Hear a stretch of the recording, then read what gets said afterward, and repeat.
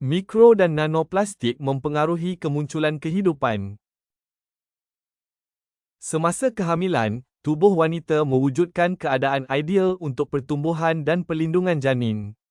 Walau bagaimanapun, plasenta, penghalang utama badan antara ibu dan anak, tidak dapat menghalang nanopartikel plastik daripada melintas. Satu pasukan penyelidikan yang diketuai oleh Antonio Ragusa telah membuat penemuan penting apabila mereka mengesan zarah mikroplastik dalam plasenta manusia buat kali pertama.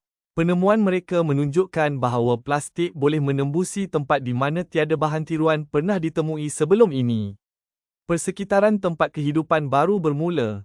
Saya berada di tempat yang indah di Itali, di Sardinia, sebuah tempat bernama Pisaines di Sulcis, di barat daya Sardinia, di mana terdapat kawasan pelombongan lama.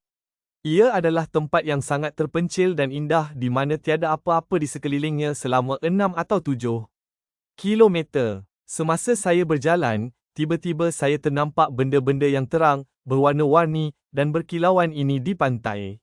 Saya tanya isteri saya, apa ini?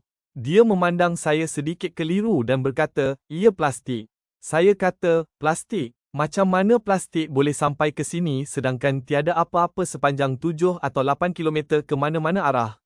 Dia memandang saya sekali lagi dengan riak wajah yang menjelaskan betapa sedikitnya saya faham dan berkata, ia datang dari laut, sudah tentu.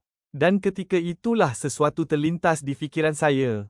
Jika plastik boleh merebak melalui lautan dan berakhir di tempat yang tidak disentuh, maka ia juga boleh sampai ke bahagian dalam rahim dan seterusnya ke dalam badan bayi.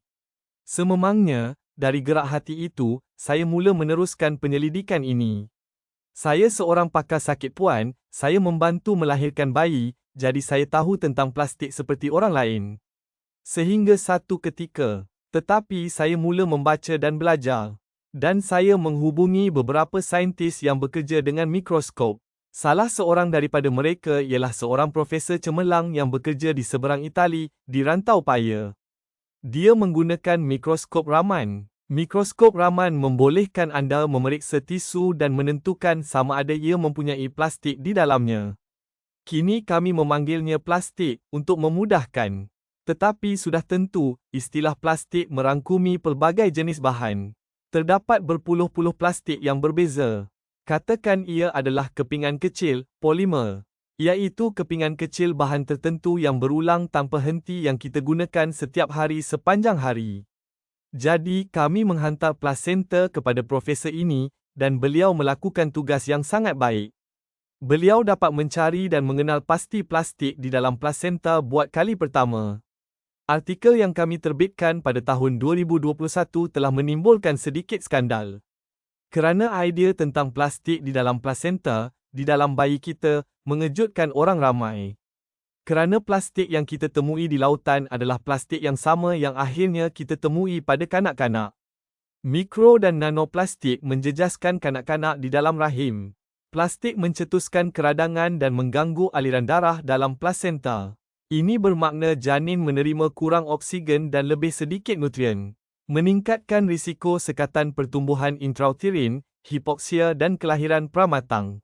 Lebih banyak plastik yang terdapat dalam plasenta, lebih besar kemungkinan bayi dilahirkan pramatang dan bayi-bayi ini juga cenderung lebih kecil berbanding mereka yang mempunyai tahap pendedahan plastik yang lebih rendah. Kita harus sedar bahawa kelahiran pramatang adalah masalah utama yang dihadapi manusia hari ini. Di Itali, ia adalah kira-kira 7%. Di Amerika Syarikat, di mana sistem penjagaan kesihatan jelas kurang berkesan berbanding Itali, 12% bayi dilahirkan pramatang.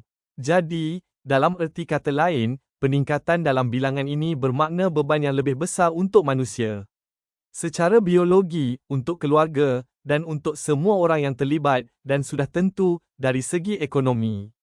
Bagi mereka yang mengambil berat tentang kos, kita tahu bahawa zarah-zarah ini boleh diambil oleh zarah-zarah ini melalui plasenta dan kemudian ditemui dalam embrio. Dan oleh itu menunjukkan bahawa sudah pada awal kehidupan, kita juga terdedah kepada embrio. Cas elektrostatik yang dibawa oleh nanoplastik amat berbahaya dalam tisu embrio, di mana gangguan kecil pun boleh menyebabkan keabnormalan perkembangan. Dalam erti kata lain, nanoplastik mula membahayakan tubuh kanak-kanak walaupun pada peringkat awal pembentukannya. Sepanjang 2 dekad yang lalu, doktor telah mendokumentasikan peningkatan yang membimbangkan dalam kecacatan kelahiran kongenital. Sebagai contoh, penyelidik Cina mendapati bahawa di China, kadar kecacatan tersebut telah meningkat hampir 3 kali ganda. Trend yang serupa telah diperhatikan di negara lain. Salah satu keabnormalan kongenital yang paling pesat berkembang pada bayi baru lahir ialah gastroskisis. Kecacatan pada dinding abdomen anterior, di mana gelung usus dan kadangkala organ lain menonjol melalui bukaan di rongga perut. Prevalens kecacatan ini telah meningkat sejak 3 dekad yang lalu. Contohnya, di Amerika Syarikat antara tahun 1995 dan 2012. Peratusan peningkatan gastroskisis adalah antara 68% hingga 263%. Semakin ramai kanak-kanak juga dilahirkan dengan hipospadia, suatu keadaan di mana bukaan uretra pada kanak-kanak lelaki terletak pada kedudukan yang tidak normal. Di Amerika Syarikat, kejadian hipospadia telah meningkat kira-kira 17% sejak 20 tahun lalu. Semakin banyak kes yang melibatkan kecacatan jantung kongenital. Sindrom Down dan anomali perkembangan lain baru-baru ini juga telah dilaporkan. Kesan mikro dan nanoplastik terhadap kanak-kanak selepas kelahiran. Kanak-kanak terus terdedah kepada zarah mikro dan nanoplastik. Botol bayi plastik, pembungkusan makanan dan mainan semuanya merupakan sumber pencemaran. Apabila botol bayi yang mengandungi air suam digoncang, sehingga 16 juta zarah mikroplastik seliter boleh dilepaskan. Air panas dan pensterilan mempercepatkan lagi proses ini. Akibatnya, bayi terdedah setiap hari kepada berjuta-juta zarah mikroplastik dan bertrilion nanoplastik. Saintis juga telah mengesan mikroplastik dalam susu ibu manusia. Kajian telah menunjukkan bahawa hampir 40% sampel susu ibu, salah satu sumber nutrisi bayi yang paling penting, sudah mengandungi mikropartikel plastik berbahaya. Disebabkan oleh kadar metabolisme dan kekerapan pernafasan yang lebih tinggi, kanak-kanak mengambil lebih banyak udara, air dan makanan bagi setiap unit berat badan berbanding orang dewasa. Akibatnya, pada tahap pencemaran alam sekitar yang sama, badan mereka menyerap dos mikroplastik yang lebih tinggi. Tambahan pula, halangan pelindung dalam badan kanak-kanak masih belum terbentuk sepenuhnya. Ini bermakna zarah plastik boleh menembusi tisu dengan lebih mudah dan terkumpul pada kepekatan yang lebih tinggi.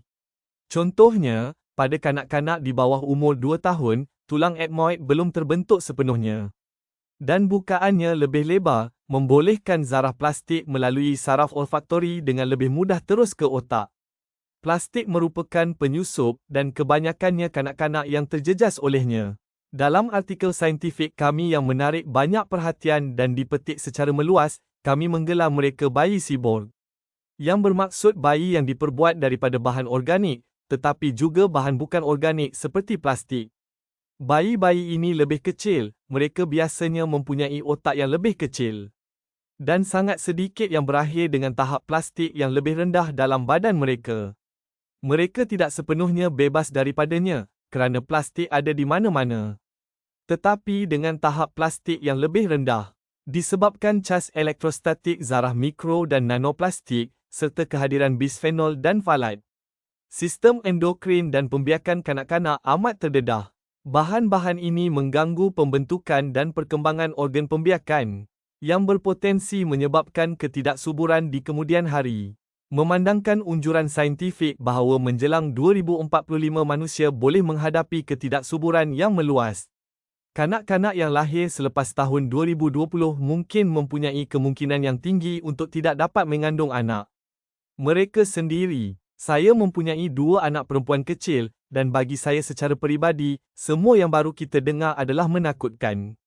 Sebenarnya kita masih belum memahami sepenuhnya akibat buruk anak-anak kita yang terdedah kepada mikronanoplastik. Atau, seperti yang dikatakan oleh dari Ragusa, mereka telah menjadi kanak-kanak siber. Kita baru mula memahami sepenuhnya realiti ini.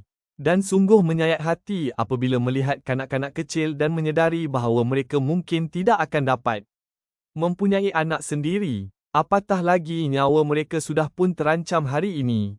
Sistem imun juga terancam. Pada awal zaman kanak-kanak, ia masih belajar membezakan antara kawan dan musuh.